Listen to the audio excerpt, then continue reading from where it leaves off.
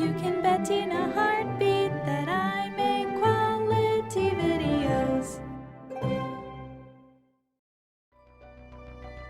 I feel like Bruce Wayne projects the kind of amiable, playboy, fun vibe that he'd be the type of celebrity that certain interviewers feel comfortable surprising with puppies. You know the kind of shows I mean. The late-night talk show situations where they're making benign small talk with their smiling guest, and there's a segment where animals get brought out, usually to talk about some sort of ecological relief effort.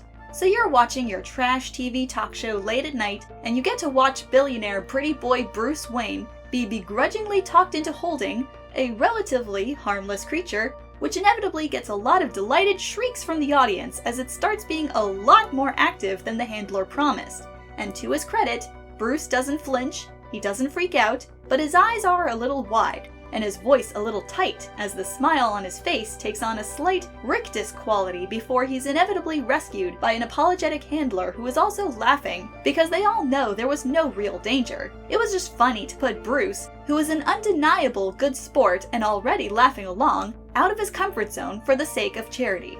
Meanwhile, up in the Justice League headquarters, several founding members of the League are wondering how fast they can get a fake Oscar award shipped to the space station because fuck off. Absolutely fuck off, Bruce. Where the fuck did he study? Juilliard? Probably. Clark ends up going to a novelty store during the commercial break. It's faster than trying to get anything shipped, even with the infrastructure Bats built for them. He finds it several days later taped to his console in a conspicuously empty briefing room. It's gaudy and awful, the words "Best Actor" engraved on the plaque. No one's around to see him smile. No one comments when it vanishes. Everyone thinks it's been yeeted out an airlock. Dick absolutely comments when it shows up in the Manor, stashed in one of the trophy cases that sprung up for all the Bat Kids' school awards. Bruce has no idea how it got there. Must have been Alfred. It was not. Anyway, consider for your amusement Bruce Wayne getting hijacked on the Gotham Tonight Show with a handful of wriggling puppies, and for a split second, not having to pretend he's delighted to be there. I need you all to know this was in my queue, so it jump scared me when it popped up on my dash, but that I also misread puppies as puppets, and now I'm choking to death on my water, imagining Bruce Wayne on a guest panel with Kermit the Frog and Miss Piggy, whose puppeteer is absolutely shooting their shot through the medium of puppetry. Bruce Wayne, everyone! What a fantastic guy! Alright, don't go anywhere, folks. We'll be right back after the commercial break, when we'll be joined by the legendary Kermit the Frog and the effervescent Miss Piggy, as they promote their latest movie, The Muppets Take Metropolis. The applause is deafening for a moment as the live band behind the podium strikes up a lively tune, ushering them into a commercial break. Really, thank you, Bruce, Murray Franklin says over the noise, angling his mouth away from the microphone on his desk. You couldn't have got me to hold that fucking thing for all the money in the world. Bruce inclines his head, a benign smile ever in place. Oh, you know me, Murray. I'll try anything once. Well, that sounds promising, says a shrill familiar. Bruce turns in time to find stagehands working rapid time to construct a staging area behind the couch, and two humans holding two very distinct puppets aloft, Kermit the Frog and Miss Piggy. Hi-ho, Kermit the Frog here. The frog puppet extends a hand toward him, causing a ripple of laughter to go up from the audience. Bruce arches an eyebrow at the puppeteer, but reaches out to take the felt green hand being offered to him. Apparently, he's not supposed to engage with the humans. This is my companion, Miss Piggy Lee. Mr. Frog. He greets the Muppet formally, feeling the first hint of a genuine smile tugging at his mouth. Charmed to meet both of you. I'm a big fan of your work. Oh gosh, really? The frog gushes, emoting the pure joy Bruce remembers from watching television as a child. I could say the same to you! All that good work you do for the city, it's really something. Thank you. Don't cry, Bruce thinks suddenly. Don't cry, don't cry, don't cry. Christ, it's like Mr. Rogers telling you you did a good job. Alright, save it for the camera, Murray interjects good-naturedly, pressing a finger to his ear and listening to whatever the producer is saying on the other end. Mr. Wayne. Bruce turns to find his handler waiting for him, a makeup artist behind him. Can we ask you to move over for this next part? Of course. Bruce shuffles over. As he leans back, arms stretched out across the back of the couch, he realizes what they're doing. They're using his bulk to block the sight of the puppeteers from the angle of the fourth camera. Clever. He sits placidly as the makeup artist dusts powder over his face, listening to the instructions about how to talk to the Muppets. Don't look at the puppeteers. Look at the puppets. Treat them like real people. Try to keep it PG-13. Just act natural. Natural, he thinks, his eyes skirting up to the stage beams and the shadows hovering above them. There's nothing natural about being Bruce Wayne.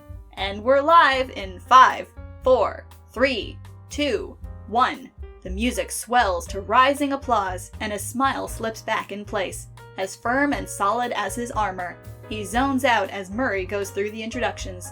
He's learned that no one minds if Bruce Wayne looks a little checked out at times. Christ, he's tired. He's half tempted not to go on patrol tonight. There's a dull ache building behind his eyes, and his ribs still hurt from getting hit with a crowbar. He hopes Dick is alright. Last night's patrol had been hard on both of them. Hard enough that Dick had to miss school and spend the day in bed. Though he'd gotten up before Bruce left, adamant that he wanted to watch him make a fool of himself on television. He hopes no one else is watching. He hopes there's a mild disaster happening somewhere, and he won't have to listen to Clark ribbing him about how good he is with children and animals. Again. It's like being made fun of by a slice of apple pie. Slowly, he becomes aware of the presence beside him. Bruce looks down to find Miss Piggy staring up at him, snout turned upward, head tilted in a manner that heavily suggests flirtation. Oh, God. Not that you have anything to worry about, Mr. Wayne, the high piping voice of Kermit the Frog informs him. Gotham's far too damp for us Muppets to want to take over Wayne Tech, too. Bruce smiles. He's vaguely aware of the plot of The Muppets Take Metropolis. Something about taking over LexCorp. He's surprised Luther greenlit it. The other billionaire is normally so precious about being taken seriously. Oh, I don't know about that. There are lots of nice swamps around here, he says, gaze still on the amorous pig puppet inching closer to him. Mud baths, too. Really? Miss Piggy drawls, flicking her blonde wig over her shoulder, much to the amusement of the audience. And are any of these mud baths on Wayne ground? He can't help but smile properly at that, mouth crooking to the side. He supposes he should have seen this coming. Oh, yes, he says, inflecting the famous Bruce Wayne charm into his voice. More than you can shake a stick at. When the puppet's hand comes to rest its hand on his arm, his laughter is genuine. This might be the surrealest fucking thing that's happened to him in a while. And that's saying something, because he got dosed with fear toxin last week. Now, Brucey, Miss Piggy drawls, don't tempt a girl with a good time. Some absurd instinct makes him angle his body toward the Muppet, smiling down at it like a real person. Oh, Piggy Lee, you should know I never tempt. I can call you Piggy Lee, can't I? Honey, you can call me a cab because I'm ready. Let's skedaddle! Well, how about that, Murray exclaims, drawing the attention back to him as the audience loses it. Kermit, he's trying to steal your girl! The frog turns to look at him, to Miss Piggy, then back to Bruce. You know something, Murray? I don't mind. Say, Bruce, are any of those swamps nearby? Oh, he's never going to live this one down. So, what's it like? Clark asks, tone deceptively neutral. What's what like? Batman asks, tone sliding like gravel over sheet metal. Meeting the Muppets? He thinks about it. Surprisingly hard to look at the humans. Clark nods sagely. I've heard that. The amount of psychic damage I'm taking from the tag Bruce Wayne Muppet Threesome is not insignificant, but I suppose I had it coming. Also because I might as well ride this crackfic into the Lazarus pit. The Muppets eventually do make a film with Gotham in it. The premise starts not unlike the other Muppet movies, where the Muppets are fractured and Kermit is trying to get the gang back together. For this, he must travel around the US, finding the location of the other Muppets. When the time comes to find Miss Piggy, the screen cuts to Wayne Manor, the other Muppets standing outside the imposing iron gates. Well, we tried, Rizzo intones nasally, already walking off. Gonzo catches him around the neck, hauling him back. Where are you going? Home. What, you think she's gonna leave Bruce Wayne? Kermit's face goes through numerous stages of grief before squaring into the kind of grim determination that can only happen when you have a fist for a jaw. We have to try, the frog affirms, then stoically presses the gate buzzer. The scene cuts to inside the manor, where Miss Piggy is shown lounging on an opulent chaise, surrounded by immense wealth and luxury. Empty bottles of champagne everywhere, and an inordinate amount of food. It's clear there was a party last night. She is dressed not unlike Debbie from the Addams Family. her face covered by a fluffy pink eye mask embroidered in gold thread that reads "Wake Me in Paris" in gaudy swirling font. In the background, a picture of Bruce Wayne and Miss Piggy can be seen on a table. The frame is neon pink and shaped like a heart. Bruce looks happier than he's ever done in his entire life, probably because he couldn't stop cracking up when it was being taken. There's a knock at the door, and she wakes with a snort, ripping away the eye mask. "What?" she demands harshly before correcting herself into a more ladylike twinkle. "I mean, who is it?" Alfred appears as firm and imperious as ever, perfectly straight-faced. "Forgive me, madam, but we appear to have a common rabble at the door." "So, release the hounds! Brother, do I have to think of everything around here?" Alfred clears his throat, the slightest twitch of a smile on his face. It's gone before the camera can narrow in on it. "It appears they are friends of yours, madam. One Mr. Kermit the Frog, and, associates." "Kermit!" she exclaims before she can stop herself. Very well. Send them in." The Muppets traipse into the opulent room, googly eyes roaming everywhere in astonishment. "Wow," Gonzo breathes. "Food!" Rizzo exclaims, lunging towards the comestibles and shoving his face into a bowl.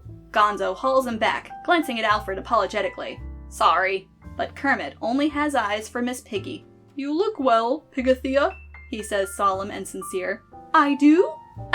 Of course I do," she harumphs, turning her back on him. "How could I not? I'm only the wealthiest pig in the world." She turns back, expression coy over her shoulder. "What do you want?" "Well, we're trying to get the old gang back together. Our old theater's being shut down, and I just thought that maybe one last show might—" "That's why you're here? For the show?" Kermit takes a deep, shuddering breath. "No, that's not why I'm here. Gosh darn it, Piggy Lee. I want you back. I love you. And I know, deep down—" "Way down," Rizzo supplies before getting elbowed, "that you love me too." She turns slowly, as though drawn by some invisible string. Her expression falls. "I do. I did. Once upon a time. But Kermit, Bruce takes care of me." "I'll say. Rizzo!" She carries on as if the others hadn't spoken. "I know you love me, but I also know I'll only ever be second best to the show. With Bruce," she sighs dreamily. "He's rich, handsome, and most importantly, dumb as a rock. I'm the most important pig in town. I'm practically running the joint. You really think I'm going to give up all this?" She gestures around the grandeur. "For a penniless frog who can't see past the next show?" "Well," Kermit hesitates, face falling. "Yes, I guess I did." Gonzo and Rizzo share a look. "I think we better go," Gonzo says, placing a consoling hand on Kermit's shoulder. "Come on, guys. It was nice seeing you again, Piggy." "Yeah, real nice," Rizzo intones, shoving as much food into his pockets as his little rat hands can grab. Kermit shakes himself. "No, I refuse to believe it. This isn't you, Piggy Lee. You might think it is, but it isn't. All this wealth, the silk robes, the fancy food. I know you, Piggy Lee. I know you better than anyone. And you're not this shallow. You're a performer, a star. You were made to be loved by the stage, not just some billionaire playboy who can give you whatever you want whenever you want. I have to believe that, because otherwise, what the heck has it all been for? What have we been for? So what do you say, Pigathea? Will you come home? Come back to the show where you belong? For me?" There's a long, heavy pause, and Miss Piggy sighs. The following scene cuts to the Muppets flailing down the Wayne Manor driveway, yelling comically as several snarling Rottweilers chase them. "And stay out!" Miss Piggy yells after them. When she turns back to Alfred, she resumes her ladylike pose. "Alfie, be a dear and tell Brucey I'll be home late tonight. Mama's got some shopping to do." "Very good, madam."